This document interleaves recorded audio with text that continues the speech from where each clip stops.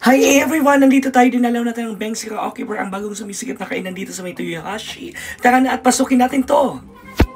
Ohayo mga Japayukis!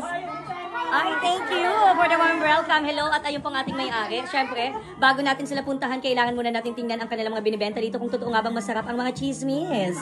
So, eto siya ang meat on. May mga smagot. Meaty spaghetti na kung saan naman talaga pati si Jollibee ay kakabahan kapag natikman nyo ito.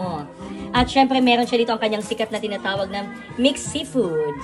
And we have also ang putok-batok para sa mga high blood kung gusto nyo mapaagang inyong buhay, kumain kayo lagi ng kanilang kare-kare. Ang pakasarap nito. At bukod syempre sa kanilang mga ulam, meron silang panghimagas, ang kanilang mikan, tsaka meron sila ditong mga salad.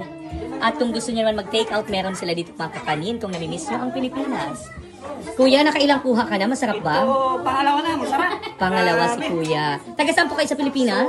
Sa kami, Pangasinan. Yes, mga Pangasinense po sila. Yes, hello. At syempre, ito ang kanyang butihing may bahay. Hello. Kain daw. Syempre, hindi pa doon nagtatapos. Sa Pangasinan. Oh, shout out daw. Shout out sa Pangasinan. And of course, meron sila ditong sinabawan. Nilaga. Aside from that, meron silang, wow, this is salad. Macaroni. At meron silang fried chicken and Jollibee ulit. Si ate, taga saan sa Pilipinas? Okay, aakyat daw tayo. Inaayat tayo ng may-ari. Ito po si Madam Beng. Invite mo sila dito. Oh, invite mo sila. Ay, hindi ko Okay, invite mo sila, bossing. Hello, punta kayo dito sa restaurant namin. Murang-mura na, masarap pa. Yes, magkano po ba ang isang kainan nila? Bali, 1,200 per head.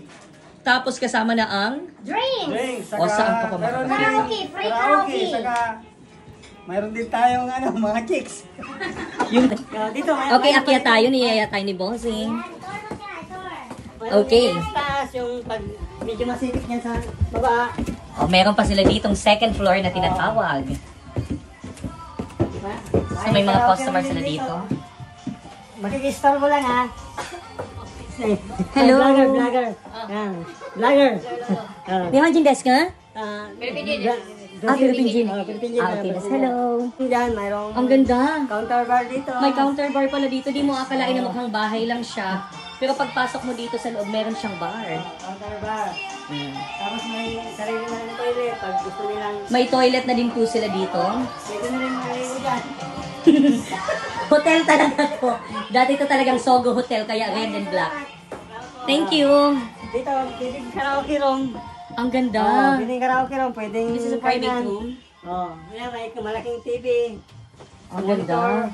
Tapos yung speaker niya na pang karaoke. Ang ganda. Magkano po yung charge nyo dito? Wala naman pagka kakain lang dito.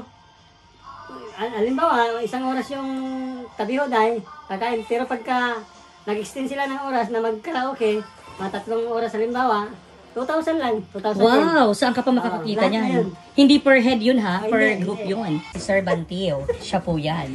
So ito po ang kanyang private room dito.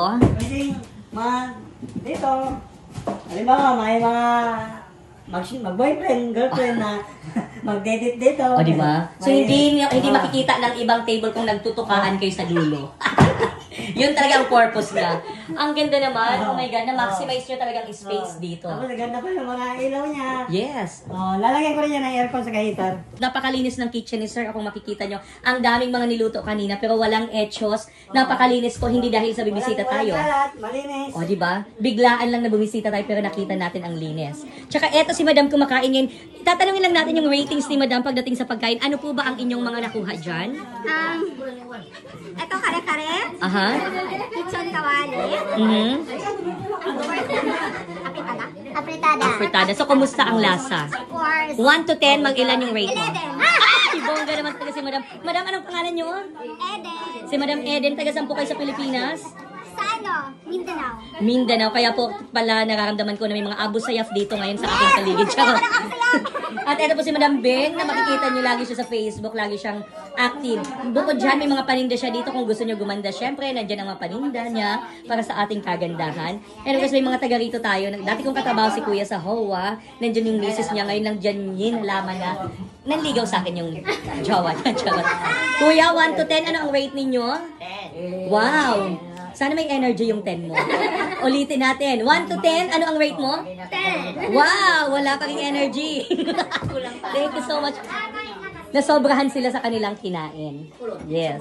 At eto po sila ate. Thank you so much guys. Kung gusto nyo rin, meron sila dito mga alak. Syempre para paggabi naman, pwede kayo dito magkaraoke kapag tapos na ang kanilang tabihoda yung kanilang eat all you can.